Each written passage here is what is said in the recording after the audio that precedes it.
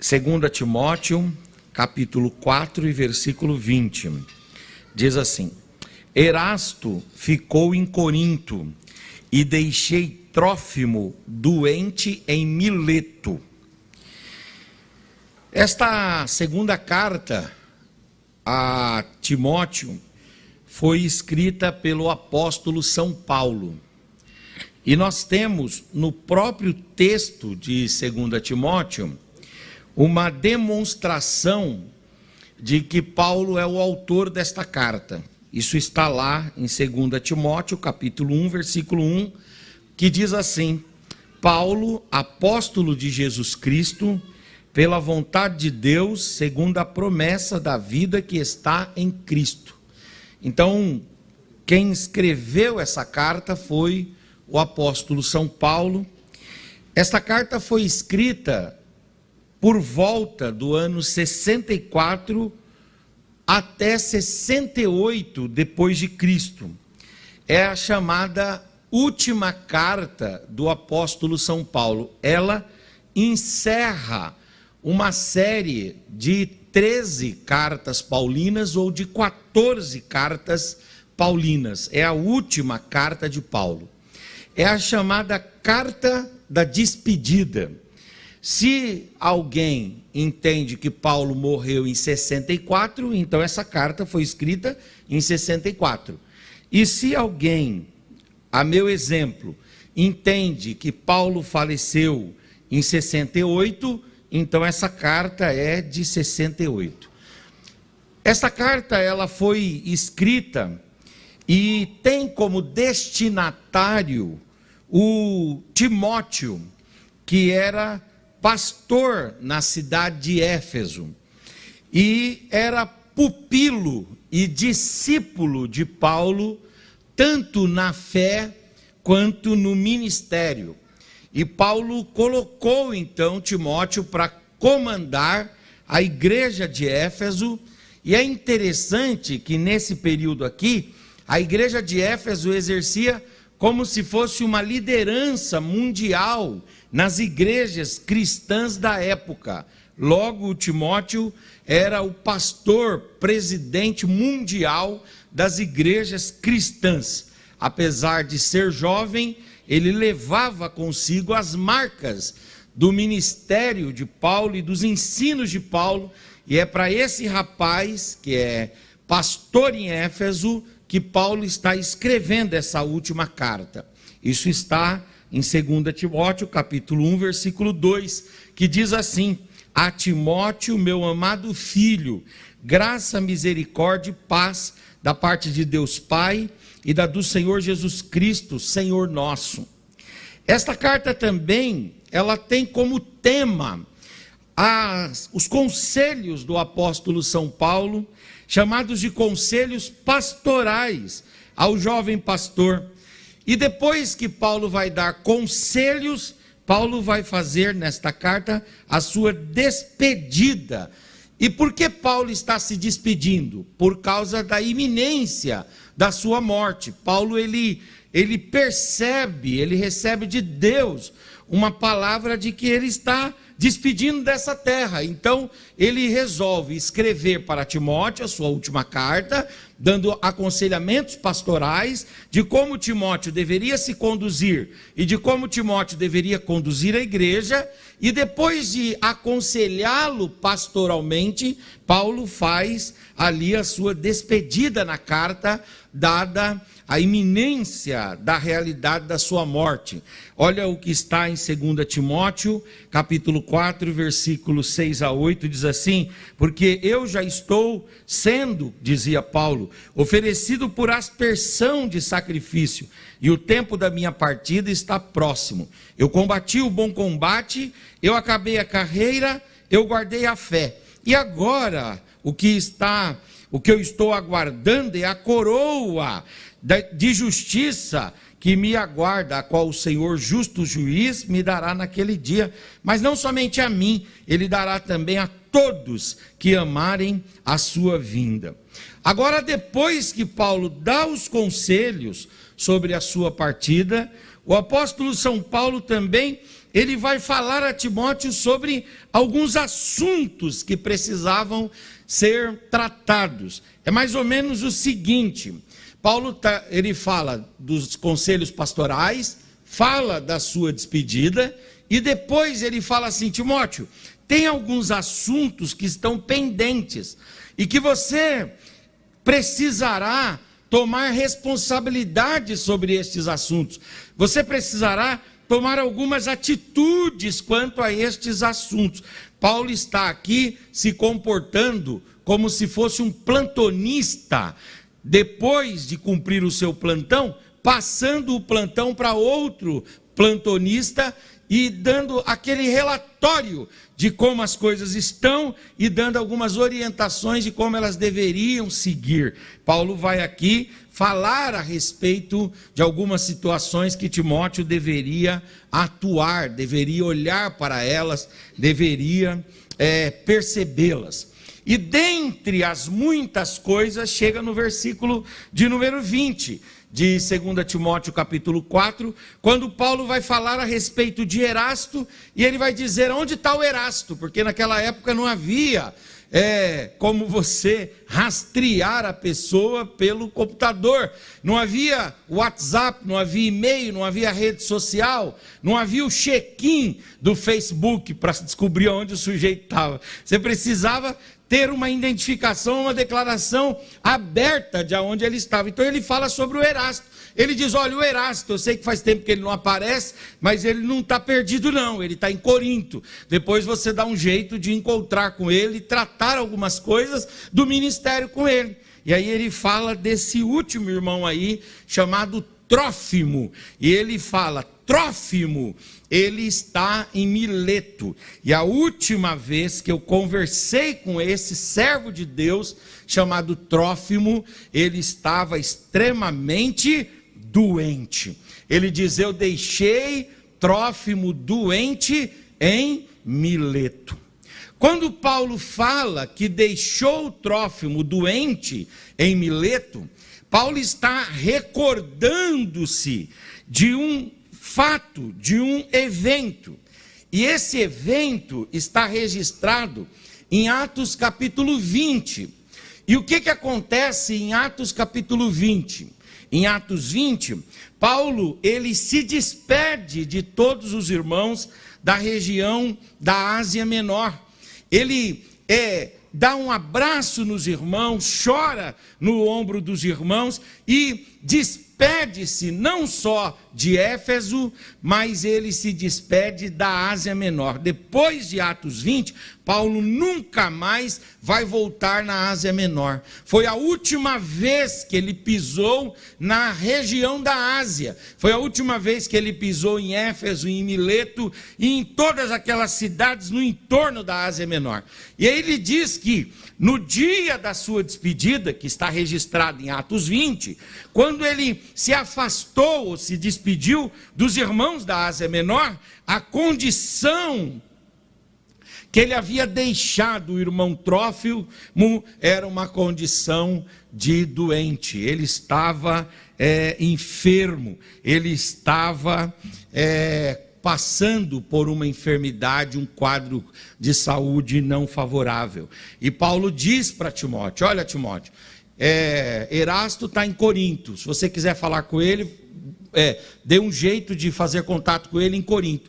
Agora, quanto a Trófimo, ele me causa muita preocupação, porque a última vez que eu o vi foi quando eu me despedi da igreja da Ásia, e eu me despedi da igreja da Ásia na cidade de Mileto.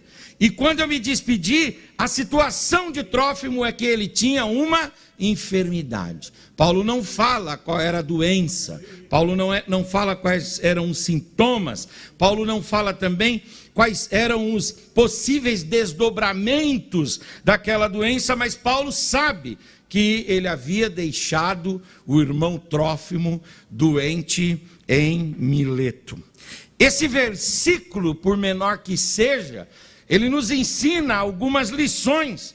E a primeira lição que eu queria compartilhar com os irmãos é a lição que diz o seguinte: Paulo, mesmo tendo curado muitas pessoas, ele não conseguiu curar a todos. Mas quando ele não conseguiu curar o Trófimo, Paulo aceitou a vontade soberana de Deus.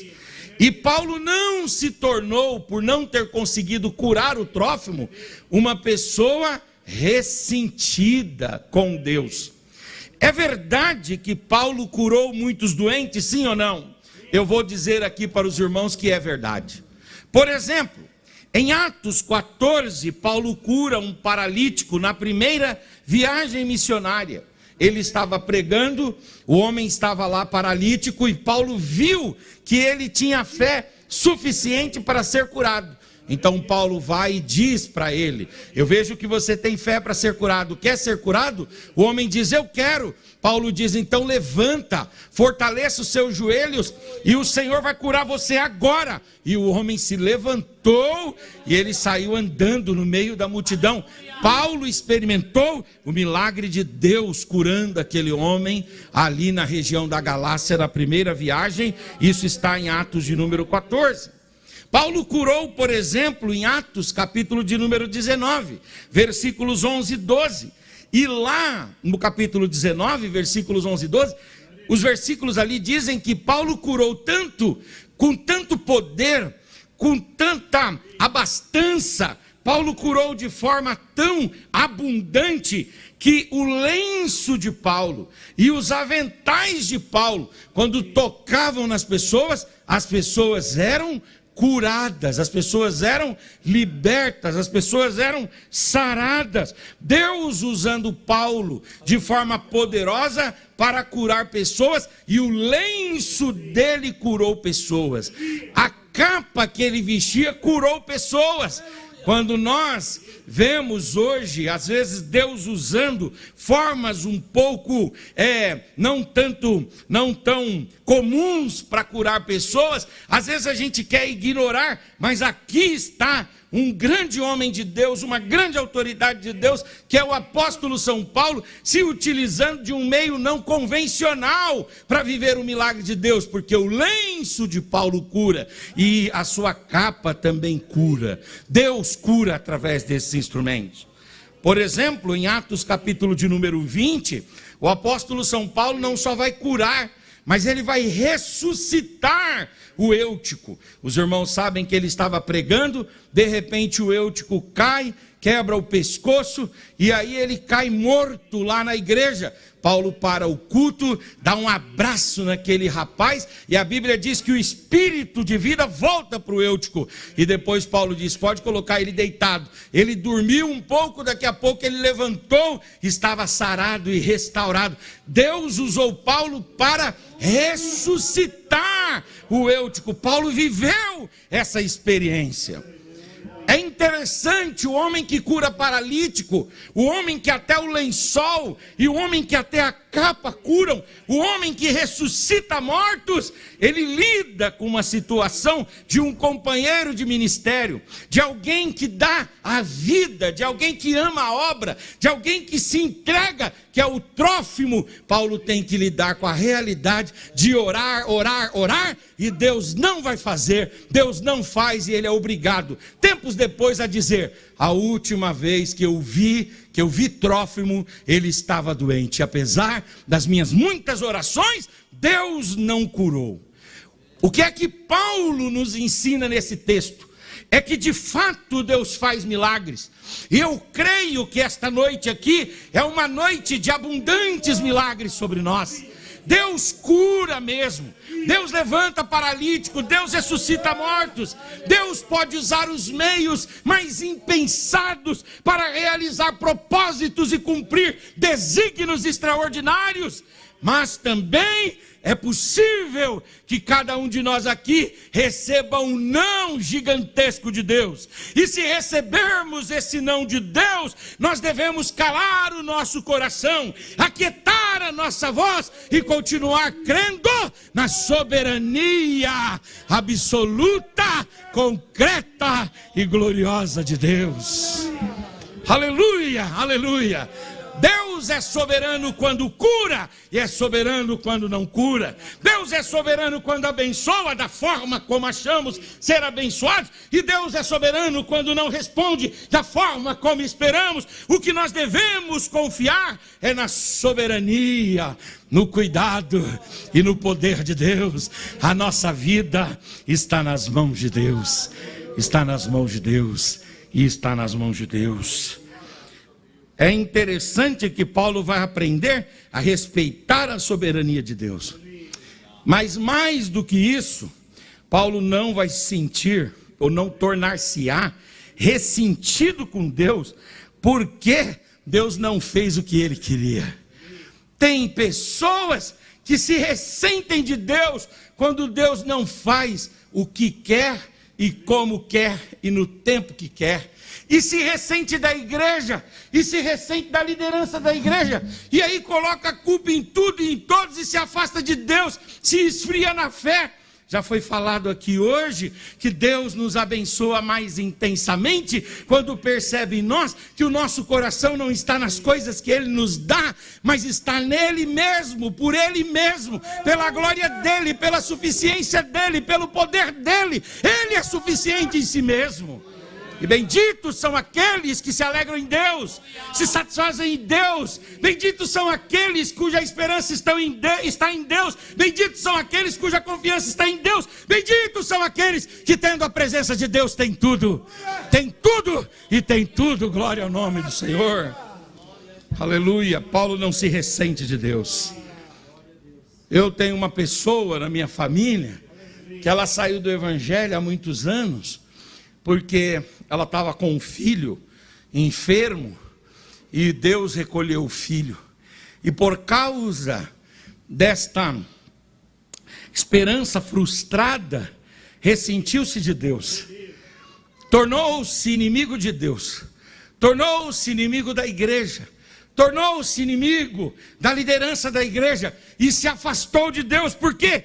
Desejou tanto o milagre.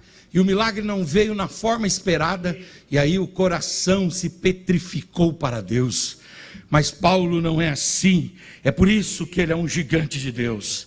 Ele não é assim, ele nos ensina que devemos orar sim, e Deus, se tiver nos propósitos dele, ele fará coisas extraordinárias sim, mas devemos orar também sempre crendo na soberania de Deus, e dizendo para Deus: nunca nos ressentiremos de ti.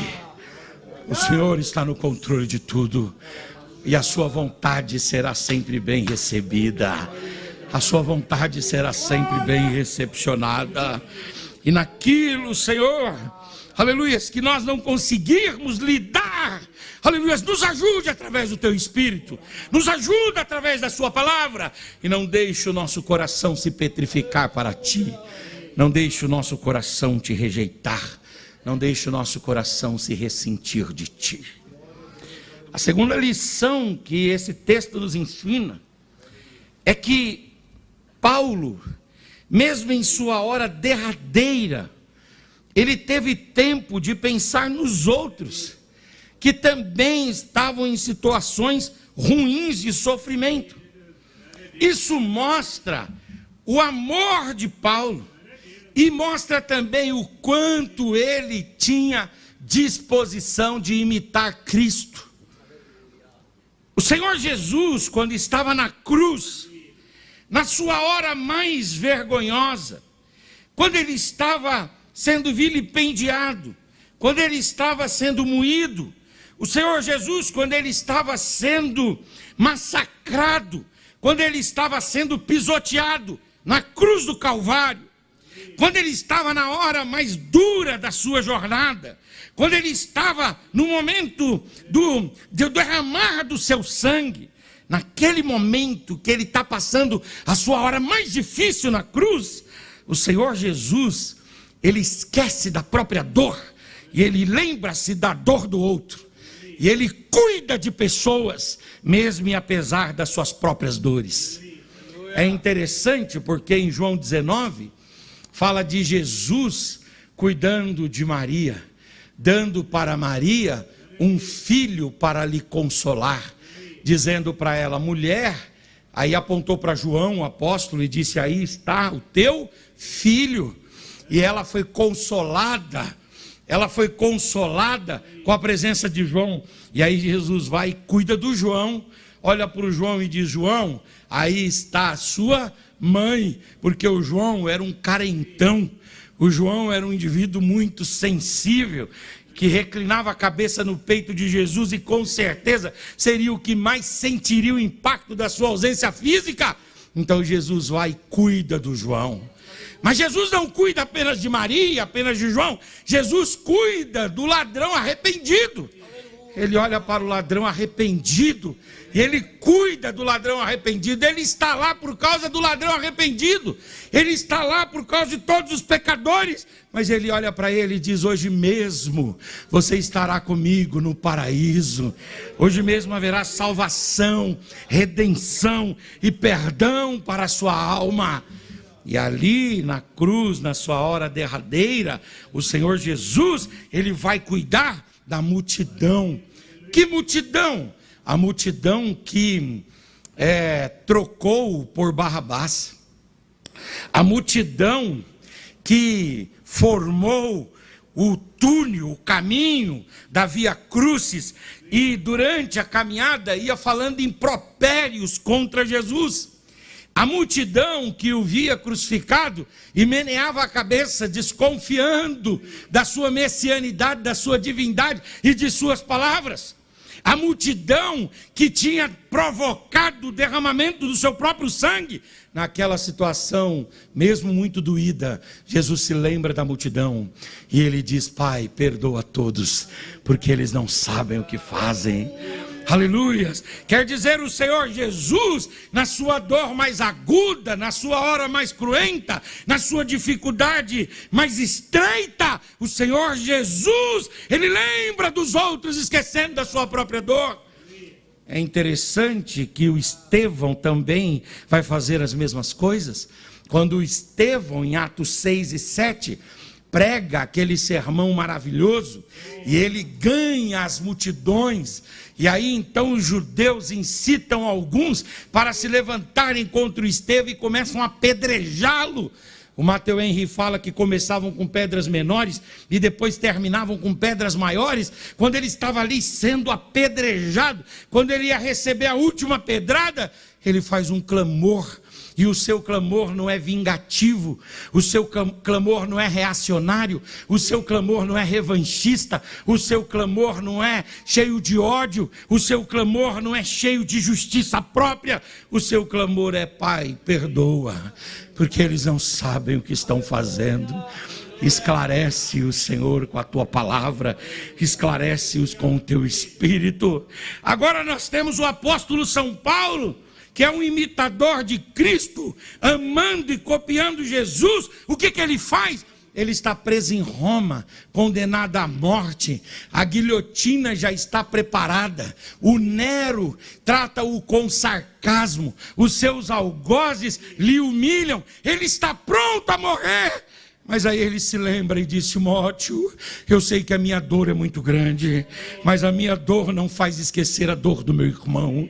Lembra do Trófimo, que eu o deixei doente, ora por ele. E se você puder fazer alguma coisa para atenuar a sua dor, faça, Timóteo. Aleluia, imita Cristo, Timóteo. Imita Cristo, imita Cristo. Uma igreja relevante é uma igreja que imita Cristo. Uma igreja relevante é formada por homens e mulheres que não olham apenas para suas chagas, apenas para suas dores, mas olham para as dores ao redor e clamam a Deus dizendo: Ah, Senhor, intervém, libera a sua palavra e faz, Senhor, o que nós não podemos fazer em favor deste, daquele outro.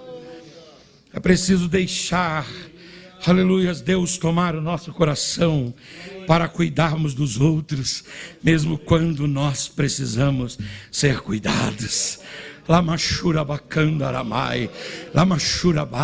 Tem gente que espera a condição ideal para fazer pelo outro. Sabe quando vai fazer? Nunca!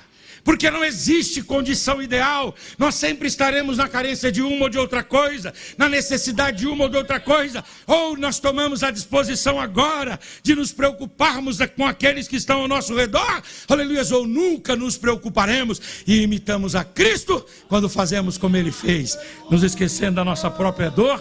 A gente se preocupa com a dor do outro, ora pela dor do outro e clama pela dor do outro. E quando vamos fazendo isso, Deus vai cuidando de nós. Levante a sua mão, por gentileza. Há um bálsamo do Espírito Santo sobre nós esta noite. Levanta a tua face, levanta a tua voz, abra a sua boca, e enquanto você adora, receba o consolo do Espírito, a força da palavra, o renovo da graça de Deus. Receba em nome de Jesus, aleluia, alívio para as suas angústias, as suas dores e as suas preocupações. Uramanarakandaramasurabai. Uramakandaramashurabai. Uramanakandoремashurabai. Uramakandoремashurabai. Tem um adágio mundano que fala que farinha pouca, meu pirão primeiro. Mas o adágio de Cristo é farinha pouca, o pirão do outro primeiro. Mas e a sua própria dor? A minha própria dor, Deus a sarará. Aleluia, enquanto eu oro pelo meu irmão, o Senhor vai me prosperando, o Senhor vai cuidando de mim, o Senhor vai realizando a obra. Alamashurabai, Alamanarakandaramai. Deus vai dar um ano glorioso para você, para sua família, para sua casa. Aleluia, não deixa de pedir pelos outros, não deixa de observar aqueles que sofrem ao seu redor, e não sucumba, aleluia, diante das suas próprias dores. Por quê? Porque há um Deus nos céus que nos sara, que nos sara e que nos sara. Eu queria terminar esse tópico quando diz lá em Jó capítulo 42, e Deus mudou o cativeiro de Jó quando este orava pelos seus amigos. Pense você chegando lá na casa do Jó, o Jó ali naquele estado, no auge do seu estado de calamidade. Quem precisa de oração? É Jó ou é você? Me parece que é Jó, não é isso? Ele podia passar essas 24 horas orando apenas por si mesmo. Mas o Jó, sem conhecer Cristo, tem o Espírito de Cristo. Cristo vem muito depois de Jó, não é isso? Em relação à sua encarnação, Cristo vem muito depois de Jó, mas o Espírito de Cristo está revelado em Jó. Aleluia. O Jó é aquele que sofre pelos seus irmãos, pelos seus amigos, e Deus vai mudando o cativeiro de Jó. E a última lição que eu queria trazer para os irmãos nesse versículo, para a gente fechar, é que Paulo, agora partindo, está instigando Timóteo a assumir responsabilidade também. E a principal responsabilidade de Timóteo é com as pessoas. Paulo diz: eu cuidei até onde eu pude cuidar, agora você deve assumir uma responsabilidade e cuidar também. Agora é interessante como Paulo termina a sua carta. Lá no versículo 22, ele vai falar assim, ó: o Senhor Jesus Cristo seja com o teu espírito, e a graça seja convosco. Amém. Paulo fala para Timóteo: Timóteo, assuma a responsabilidade. Assuma a responsabilidade de cuidar de pessoas. Assuma a responsabilidade de orar por pessoas. Assuma a responsabilidade de zelar por pessoas. E você pode começar esse zelo, esse cuidado pela sua própria família. Você pode começar essa intercessão pela sua casa. Você pode começar pelos irmãos da igreja. Você pode estender isso àqueles que trabalham com você, aqueles que interagem com você no dia a dia, na escola e assim sucessivamente. Ou seja, cada um de nós deve assumir responsabilidades quanto aos outros. Fala a verdade, fala a verdade. Não tem hora que dá vontade da gente cuidar apenas de nós mesmos e que cada um cuide da sua própria vida, sim ou não? Cantar aquela musiquinha, ema, ema, ema, cada um com seus problemas, não é verdade? Ado, ado, ado, cada um no seu quadrado. Mas no reino de Deus não é assim. Paulo fala, eu deixei ele lá doente. Eu cuidei até onde eu pude, agora eu estou indo embora. Você está sabendo, né? Que eu vou embora. Mas está aí, aleluia, uma responsabilidade para você. Vai ver se ele está precisando de remédio. Vai ver se ele tem médico lá à disposição dele. Vai ver se as coisas mais básicas da casa dele estão atendidas. Se preocupa com ele. Assuma a responsabilidade com pessoas. Eu acho engraçado isso, irmãos. Paulo não fala aqui para cuidar das estruturas e das instituições. Ele fala para cuidar de pessoas. Porque o que é mais importante nessa vida são as pessoas. É essa bênção que está aí do seu lado aí. Esse abençoado, olha para ele aí, em nome de Jesus. Esse abençoado, essa abençoada aí, é a coisa mais importante que você pode ter na sua vida. É o seu marido, é a sua mulher, são seus filhos, é a sua mãe, é o seu pai, são os seus irmãos, aleluia, são os irmãos da igreja. Todas estas outras instituições e estruturas passarão, mas com esses daqui a gente vai entrar nas mansões celestiais, nos céus pelas portas, em nome do Senhor Jesus.